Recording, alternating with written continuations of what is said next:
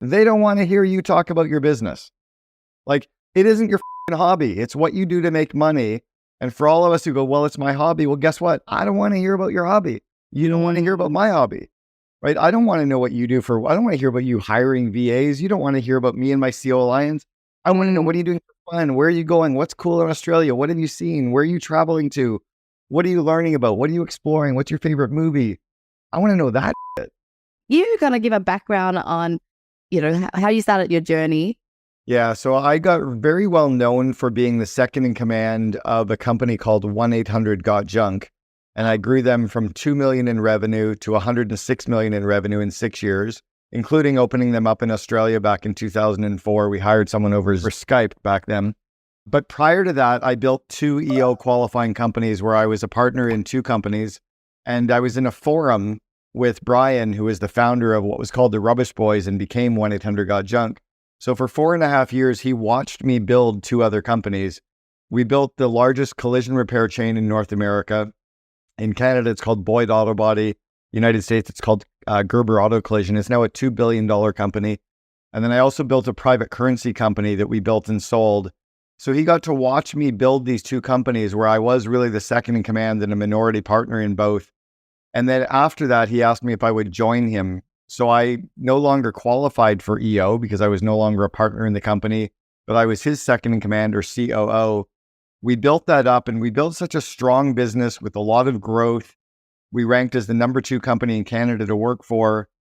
And all of these EO chapters started asking me to come and speak to explain what we were doing and how we did it. And then why was it that I was able to do this 4 times? So that was kind of what began my career. Wrote a couple of books back in the early days. I've now written 6 books, and my most recent is called The Second in Command because I started an organization similar to EO, but no entrepreneurs are allowed to join. I started a group called the COO Alliance, which is the only mastermind of its kind in the world for the second in command. And that's really kind of where it all started and where we are today. Oh, that is amazing. What an achievement. So when did you join EO? And like a little bit of the journey, because I know a lot of our listeners are from EO here. Yeah, I joined EO back in 1995. It was originally called YEO. It was the Young Entrepreneurs Organization. Vern Harnish founded it. And I was very busy, didn't have time, had all the excuses why I couldn't go. And I met with a guy named John Mara and his wife, Joan, and they convinced me that if I was too busy, the business was running me. I wasn't running the business. And that really stuck with me. And I was like, damn it, I need to join. So I joined EO, got into a forum, and I really got into EO right away. I jumped in with both feet. I got onto the board the next year. I got onto the international board in my 3rd year. I led forum. I went to globals. I went to universities. I went to GLCs. I really immersed myself in the community. And because I did that, I grew my brand, but I also grew my confidence as an entrepreneur. And then I also really grew my skill set in realizing I didn't have to know how to do it. I just had to know the people who knew how to do it and do what they were doing. And that really was my starting point. And then I luckily met Brian, who was in my forum. Actually, I was in forum for a year before he joined us. He joined us doing $993,000 a year. He barely was just under the $1 million mark. He was a 26-year-old garbage man. And we said, yeah, we'll let you join. And it was called the Rubbish Boys. But I had already built a franchise or 2 franchise companies by that point. So he was watching me and learning from me. We became very, very close friends. I started really helping and influencing him on growing his business, franchising for the first time, hiring his first franchisee, who's now an EO member as well. Wow, that is impressive. Okay, so let's talk about the new book, because obviously that is, the foundation. You probably covered so much. So can you share with us, what are some of the things that we can get, what are some of the questions we could get answered in your book? One is, I guess, what is a second in command and why do I hire one, or why do I need one? Another one would be like, where do we find them? Once we have them, what do we do with them? So if I kind of back up, I'll start with that. The reason I called the book The Second in Command is we've had a lot of title inflation in companies. A lot of entrepreneurial companies gave out big titles to people who either didn't deserve them, didn't really have the roles and responsibilities to match that title, nor did they have the compensation in place to match the title. Maybe they had a head of marketing that was really a marketing manager or a director of marketing. They called them a chief marketing officer because they didn't think the title meant very much. But chief marketing officers earn $250,000 to $450,000 a year. If you've called somebody a chief marketing officer and you're paying them $120,000 a year, they're probably a director of marketing. Very similar to the second in command role. It could be an operations manager, could be a project manager, could be a chief of staff, executive assistant, VP operations, or maybe a COO. But it depends on the roles and responsibilities, the level of strategic insight they have, the amount of P&L responsibility they have, the amount of autonomy they can have in their role, and the amount of salary you're willing to pay them. That determines the title. So instead of me calling it the COO handbook, I called it the second in command to kind of cover that. So that's the first part is, what are they? Well, the second in command is really the yin to the yang of the CEO. They're supposed to be good at everything the CEO sucks at. They're supposed to love working on all the areas that drain the CEO of energy. And what's very different about the COO role, I was a very good COO for Brian in Brian's company at the stage of growth that his company was in. Their current COO, who's taken them, up to $450 million in revenue, would have been a horrible COO for the first 6 years because he wasn't entrepreneurial. He didn't know how to build a franchise company. So like I was perfect for that 6.5-year season, Eric has been perfect for the last 10-year season. I also was such a good second in command for Eric's company, but I would have been a horrible COO for Naomi Simpson from Red Balloon days. Or I would probably be a horrible COO for your company because I don't necessarily match your strengths or your weaknesses or the size of company you're in or the industry that you're in. It's a very unique role. When you're looking for a COO, you have to really know yourself before you know what you're looking for in that partner. Okay. And so what is the best way to find one? Is it then really someone coming from the bottom up and over the years turned into one? Or, what are the chances of actually someone from outside? Yeah, it's very rare that you're going to be able to bring someone from inside of your company and allow them to scale after you've gotten to about the 5-10 million revenue mark. When you get to about 5 or 10 million in revenue, you're starting to bring outside experts that have the wisdom, have P&L responsibility, have the autonomy. They've built 3 or 4 companies before, and they know what they're doing. It's very hard to groom those people from inside because you're often promoting people to their level or ceiling of complexity. In an earlier stage company, you promote from within because it's often the better the devil you know than a devil you don't, right? Or you're promoting somebody who knows the business, they know the culture, and they can figure it out as they go. But you can't afford to figure it out as you go when you're going from like the 10 million to the 100 million zone.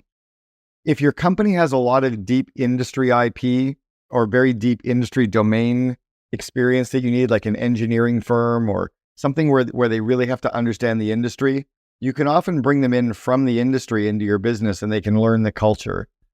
Most COOs of bigger companies have to be good at all the people side of the business. So things like situational leadership, coaching, delegation, growing people, managing conflict, running meetings, stuff that junior managers haven't done enough of to be able to continue to scale. When I was leading 1-800-GOT-JUNK, for me, it was a massive company, right? 3,100 employees, operating in 330 cities, operating in 4 countries, 13 operating P&Ls. It was big. And they replaced me with the former president of Starbucks USA. And Lonnie came in and said, what a cute little company. Because she'd come in with this big, industry experience. So you can't promote somebody from within forever. Wow, that is so interesting. So this leads me to what is the situation when you've got your second in command for a period of time? Now you're needing a new one. What happens to the previous second in command? Where do they go? I actually talk about that in my book called The Party's Over. So this was a Thursday morning, May of 2007. Brian and I were having our normal breakfast before our leadership team meeting. And I ordered my traditional Eggs Benedict. And Brian would normally order an Eggs Benedict as well. And he ordered grapefruit. I was like, grapefruit? You've never ordered grapefruit in your life. You've been my best friend for 10 years. Grapefruit? And he looked at me and he said, I think it's over. And I started to cry and he started to cry. And his point was I was the right person to take them from the 2 million to 106 million, but I was the wrong person to take them from 100 million to the billion. And we were dysfunctionally crying. Brian actually made me take a taxi home and he drove my car home because I was incapable of driving. It was the right decision. It was very hard, But what he recognized was I was the right person for the season and to match him and to do everything we needed. But once the company got to that corporate kind of adult size, I didn't have those skill sets to scale the company. So he had to then go out and find the person for the next season that the company was in. Wow. Okay. That's really interesting. And so if you are looking for someone like who's the second in charge, is it most likely that they expect shares or is it a pure salary that's enough to actually retain and make them really work hard? Yeah, the idea of giving equity in lieu of compensation or equity as well as compensation really only started back in the early 2000s. And it was started in the dot-com era where companies were giving out equity because they didn't have cash to be able to pay as well. When the first global financial crisis hit in 08, 09, no employees just wanted equity. They wanted to be paid as well because they watched all these companies implode. So it became a trend to give away equity in companies.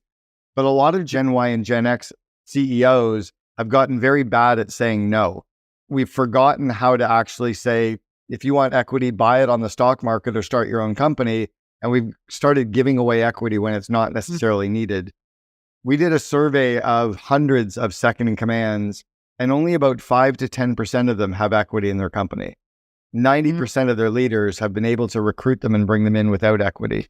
When Brian brought in the former president of Starbucks USA to replace me as COO, it took him 12 months to find her. Very solid, very seasoned. She was getting about $400,000 a year base pay, plus some long-term incentives, zero equity.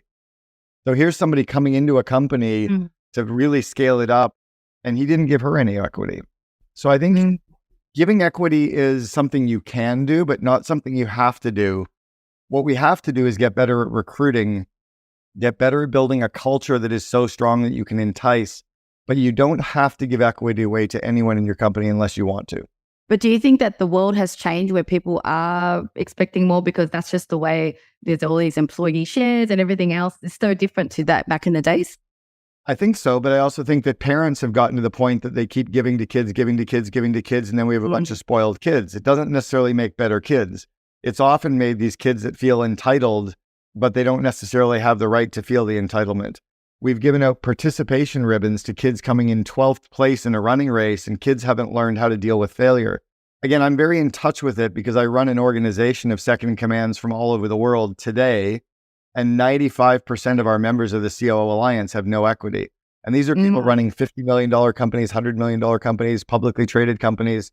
The general idea is that you give away equity, but in practicality, not very many companies are doing it. The other part is that in practicality, when you give away equity, it's often such a small amount that it's not really worth much anyway, that you can actually pay someone a little bit more and retain them and keep them. You can give them more vacation time. Like in Australia, you're used to giving 6 weeks vacation. For a North American company, if you give 6 weeks vacation, you're amongst the best in the world in North America giving. So you create a better culture. It doesn't always have to be equity. So no, I would say that if I wasn't running the COO Alliance, if I hadn't got the Second in Command podcast where I've interviewed 320 COOs, I would say I might be out of touch with what's happening, but it's not necessarily the trend that we're being sold is. I think Gen Y have gotten very good at asking for it. Gen Y, like you get an executive assistant coming in saying, you know, I need equity to join you as an EA. That's because they're getting good at asking for lots, but it doesn't mean that it's normal. Yeah. Okay. Interesting to know and glad to know too. So when someone then hires a second command, what should they be doing? Like, what have you been seeing the best practices of the owners? Like, what should they be spending their time with to grow the business? Once you hire a second in command, the CEO should allow themselves to step back, become more visionary, focus on culture, definitely inspect what you expect. Definitely don't abdicate. You know, don't give all the roles and responsibilities to your second in command and walk away from it. You definitely want to have some line of sight, some visibility. Do your skip level meetings. Take a look at metrics and dashboards. Have open dialogue with your COO and their direct reports on an occasional basis so that you know what's happening and you stay in touch until you know for sure that everything's working. It's like the little engine that could, right? I think I can. You need to know that it's going well, not hope that it's going well. And I see a lot of CEOs will often, they're so glad they've hired the second in command. They just dump everything on their plate. that's when mistakes can often happen. In fact, that's what happened to Brian at 1-800-GOT-JUNK 12 months after he fired Lonnie, because he really abdicated the whole company and things started to go horribly sideways. She took the company from 106 million down to 70.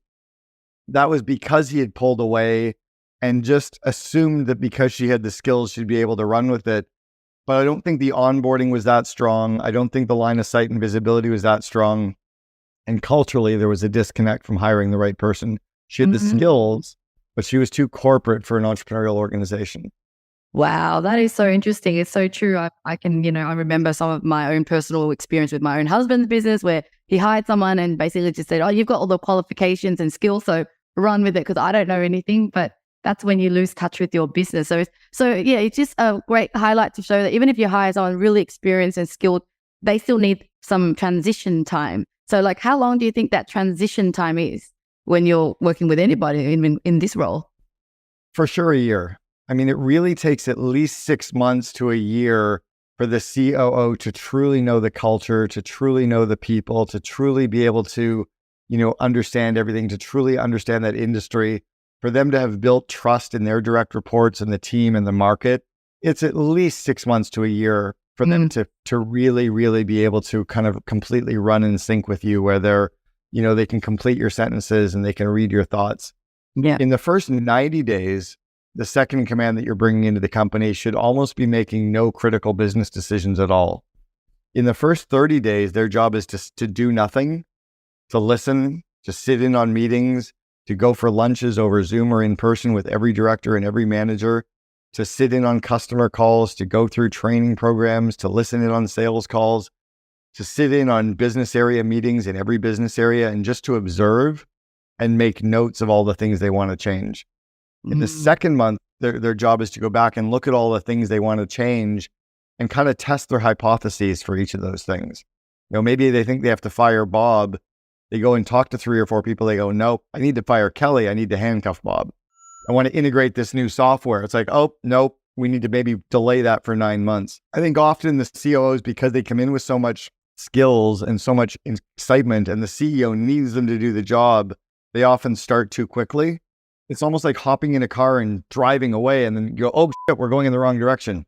Okay. And so I guess we have to have the budget, the buffer to be able to wait out before this person can kind of generate the return on investment that we're after. Because I think that's the problem. You're paying a lot of money thinking, hey, I need to grow fast, but you can't in this case, is it? Exactly. And one of the key things I've noticed as well is often entrepreneurs hire the second in command before they actually need them. So here's a really good kind of phrase that everyone listening needs to ask themselves. If you don't have an executive assistant, you are one. And for most of us who don't have an executive assistant yet, we need to hire the EA first. Then we can go out and hire the second in command. If you hire the EA and you can take a lot of the admin off your plate in the early days, it will free you up for often 12 months before you truly need that real good second in command. The EA will take a lot of things off your plate to free up the time for you to spend with your team and on strategy and on the bigger business ideas. Secondly, once you hire the second in command, you need to put a plan in place for them to generate 4 times their cost within the first 12 months. So if you're paying them $300,000, they have to somehow be able to generate an additional $1.2 million to have enough gross margin left to make that decision worthwhile. So by putting a plan in place to do that and then executing on that plan, that you often get value at the time you need it. Yeah, that's interesting because I'm in the VA business. I help people hire VA. So it's very hard for me to understand how founders don't have like an assistant or VA because it's just kind of like part of what I do. And I have come across companies that are a little bit bigger and the founder themselves don't have anyone to kind of like support their role. Interesting. You know why it often is? It's often because the CEO has lost sight of what matters in their life. And the only thing that is feeding them with the dopamine rush is the idea of being busy and building their company. They're not in love with their spouse. They're struggling with their relationships. They're struggling with themselves. They've lost sense of their hobbies and activities. They don't really do much with friends. So the only thing that makes them feel good is work. So they would rather be busy and on that hamster wheel feeling like they're productive, Because if they delegate all this stuff, they're like, what am I going to do with my time?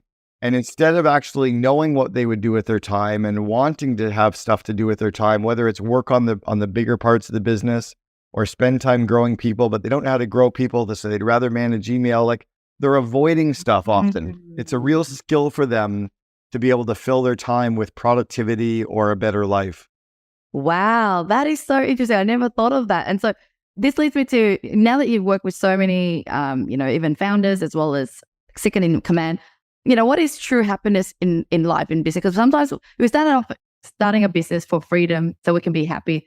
And then, like you said, we're caught in this hamster wheel. We have more time, then we go and start another company, or then we go and try to keep growing, that we're always busy as founders. So what's your piece of advice around, a happy life? We only start a company for one of three reasons: either to give us more money, to give us the freedom and time, or to kind of put a stake in the ground or a flag in the ground to say that we did it, right? To have that sense of accomplishment, to feel good. Well, once we've got the business going and up and running, we've done that. We've got the flag in the ground. Once we're making enough money, we've got enough money. Like, we can always want like a bigger plane or a better vacation or whatever, but we've got enough money. So we know we've got that. And then it's the free time. But if you don't have a bucket list, if you're not chasing down goals, if you're not doing things for fun, if you're not spending time with your kids and your spouse and your hobbies, then you often don't try to capitalize on that. And I think that's where entrepreneurs can really have that well-rounded life, is to remember that it's not just about business. That at the end of the day, none of this shit actually matters. Like, this is just what we do to make money. We're all going to die. Like, none of us are getting out alive, right? So it's by reconnecting with your sense of self and your hobbies and your passions. And it's why my wife and I sold everything 2 years ago and we travel full time, is we want to go explore the world. We want to spend time with friends. I work very hard on my business when I'm working, and then I completely disconnect and unplug. I've intentionally filled my day with fun and with friends and with activities so that my business has purpose. And the other part is, we don't want to go to a cocktail party and listen to our friend who's a lawyer talk about being a lawyer. We don't want to listen to our friend who's a doctor talk about medical. We don't want to talk to our friend who sells insurance talk about insurance. They don't want to hear you talk about your business. Like, it isn't your hobby. It's what you do to make money. And for all of us who go, well, it's my hobby. Well, guess what? I don't want to hear about your hobby. You don't want to hear about my hobby, right? I don't want to know what you do I don't want to hear about you hiring VAs. You don't want to hear about me and my COO Alliance. I want to know, what are you doing for fun? Where are you going? What's cool in Australia? What have you seen? Where are you traveling to? What are you learning about? What are you exploring? What's your favorite movie? I want to know that shit. And a lot of entrepreneurs have disconnected from that. And that's what's sad. And what led you to deciding a few years ago, okay, I'm going to intentionally design my life? And what were some of the first few steps that you did so that others could go, okay, how do I get started into this journey? So I had written a vivid vision for my business years ago. In fact, I helped Naomi Simpson with Red Balloon Days write hers back in 2010. We used to call it a painted picture. And the idea was describing your business in its finished state 3 years from now, describing every aspect of your business. So I thought, what if I did that for my life? What if I described me as a dad, as a husband, as a friend, as a lover, as a person in my community? What am I doing for fitness and for fun and my hobbies and for self-growth? And I wrote a 4-page description of me 3 years in the future. And when I started to chase that down and share that with people, I started to make changes in my life. There's people in EO that saw me 12 years ago. I weighed 40 pounds heavier than I do today. I was drinking, I was smoking, I wasn't healthy. Now I'm in the best shape of my life. I'm happy. I'm doing some cool shit. So then my wife and I wrote a vivid vision for our marriage. What are we doing together? What are we doing? So it's having these future state goals, and we share those with everybody. Then we started writing bucket lists. We both have a published bucket list that we share online with 150 things that we're chasing down and crossing off our list. We also keep track of all the things that we've accomplished on our list. So I think it's those things. And it was by realizing that I didn't have anything to talk about other than work. And once I did, I became more excited about life. And I think people became more excited about hanging out with me.